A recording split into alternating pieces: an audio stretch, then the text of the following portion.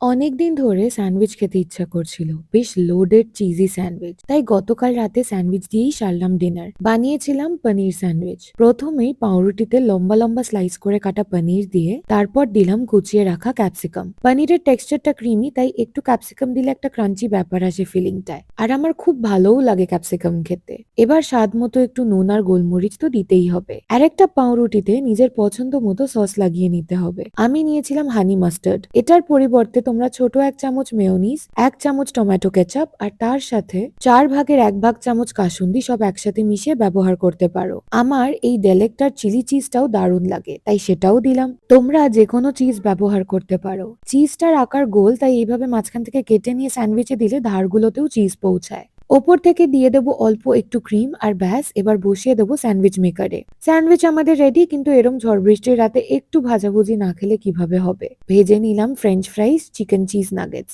আগের ভিডিওতে তোমরা জিজ্ঞেস করেছিলে আমার হাতে কি হয়েছে। এটা পুড়ে গেছে। আমি রান্নাঘরে ঢুকলে পুড়বই, কেউ আটকাতে পারবে না, যতই আমি সাবধানে রান্না করি। যাই হোক, নিজের স্যান্ডউইচের প্রশংসা আর আলাদা করে কি করব। তোমরা বানিয়ে দেখো, আশা করছি ভালো লাগবে।